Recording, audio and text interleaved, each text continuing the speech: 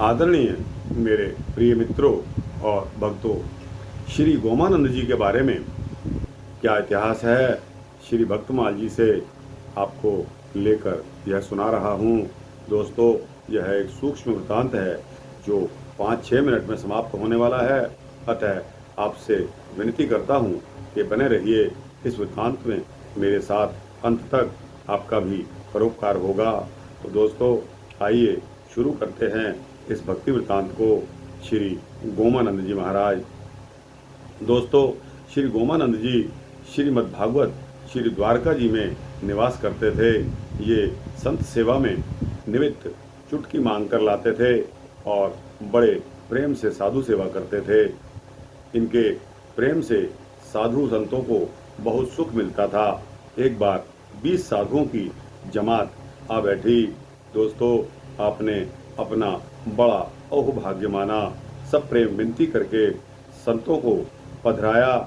दोस्तों, श्री गोमानंद जी ने हाथ जोड़कर कहा, मेरे यहाँ भिक्षा का आटा है जिसमें सभी अनाज मिले हुए हैं। आप जो आज्ञा दें वही रसोई तैयार करूं। यह सुनकर एक संत ने कहा, मेरी तबीयत कुछ खराब है, अतः मैं तो गेहूं की रोटी खाऊंगा। पचकनी का चून हमारे स्वास्थ्य के अनुकूल नहीं है। इतने में भी सभी संत बोल उठे, हम लोग तो गेहूं की ही रोटी खाएंगे। उस समय इनके पास गेहूं का आटा तो मात्र एक सेर ही था। एक संत ने कहा, जितना हो जैसा हो आप ले आइए। दोस्तों, वही मांग लिया, पर यह बात सभी संतों ने स्वीकार की। आपका स्वभाव था साधु संतों को संतुष्ट करना, अतः आपने सबको आग्रह करके रोका। वे चले जाना चाहते थे। आपने कहा, रुचि अनुरूप प्रसाद पवाए बिना मैं जाने नहीं दूंगा। आप लोग विराजें, थोड़ी देर प्रतीक्षा करें। ऐसा कहकर आप जल्दी जल्दी बाजार चले गए तथा उधार गेहूं का आटा और कुछ और भी सामान मांगने लगे। किसी ने भी उधार देना स्वीकार नहीं किया। तब आप बड़े सोच विचार में पड़ गए कि अब मैं क्या करूं, कहां से सामान लेकर आऊं। भक्ति चिंता में चिंतित होकर श्री राम जी ने गोमानंद जी का रूप धारण किया और एक गेहूं की पोट लेकर इनके घर पर आ गए।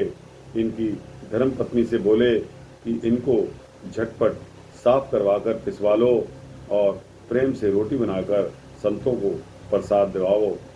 मैं संतों के पास हूँ। इनकी पत्नी ने शीघ्रता से आटा तैयार करके रोटियां बनाना आरंभ कर दिया।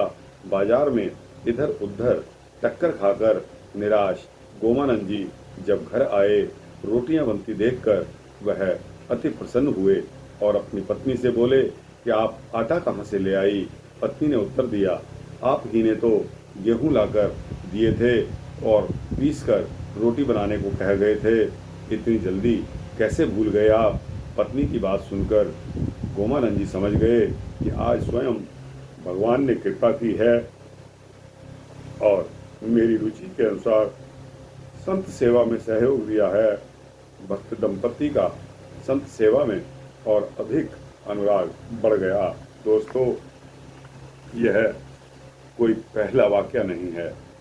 यह से कई मौके आपको बताता हूँ कि कबीर साहब घर से सूत बुनकर, जो भी चद्दर बुनकर सूत से बाजार ले जाते थे और उस बुने हुए कपड़े की जो कीमत मिलती थी उससे वह अपने घर का गुजारा करते थे। एक दिन की बात कि कबीर साहब की परीक्षा का समय आ गया। कबीर साहब जा रहे हैं अपनी चद्दर को बेचने बाजार में। आगे से एक इस प्रकार का आदमी जिसके तन पर वस्त्र नहीं था और मैला कुचाला कपड़ा उसने ओढ़ा हुआ था, सर्दी का मौसम था। उसने कबीर साहब से सारा का सारा वस्त्र मांग लिया। कबीर साहब ने निसंकोच उसको तो वस्त्र दे दिया, परंतु घर का सामान अब कैसे आए, पैसे मिलेंगे तभी तो आएगा। लेकिन कबीर साहब ने उसमें संकोच नहीं किया और घर जाने से कतराते रहे। दोस्तों, उनके घर में खाना राशन नहीं था और दूसरी उनके घर पर शादी का मौका था। उस मौके पर दाल चावल आटा कुछ भी रसद नहीं बची थी। दोस्तों, कबीर साहब तो शर्म के मारे कहीं छिप गए, लेकिन उनकी जगह उस परम पिता परमात्मा ने कबीर साहब का रूप धारण करके और पूरी गाड़ी भरवा के, बैलगाड़ी भरवा करके सामान पहुंचा दिया। और उनकी पत्नी बोली कि इतना सामान हम क्या करेंगे, यह तो कई महीनों के लिए काफ़ी है। तो दोस्तों, बाद में जब कबीर साहब मुंह लटकाए हुए शर्म के मारे घर में प्रवेश करने लगे एक दिन छोड़कर, तब उनकी पत्नी को देखकर कि वह बहुत प्रसन्न नजर आ रही है और घर में अन्न वस्त्र की कोई कमी नहीं है, तो दोस्तों कबीर साहब की सांस में सांस आई। इसी प्रकार दोस्तों, यह कथा वृतांत मैंने आपको सुनाया। श्री गोमानंद जी श्री गोमानंद जी का भी इसी प्रकार का कुछ वृतांत है। आपको कैसा लगा दोस्तों? अच्छा लगा हो तो अपने दोस्तों, भक्तों, जिज्ञासुओं को अवश्य भेजना। इसको चैनल को सब्सक्राइब करना। दोस्तों, इसी प्रकार के भक्ति वृतांत मैं आपको देता रहूं, ऐसा मेरा संकल्प है। जय श्री सीता रामचंद्र भगवान की जय।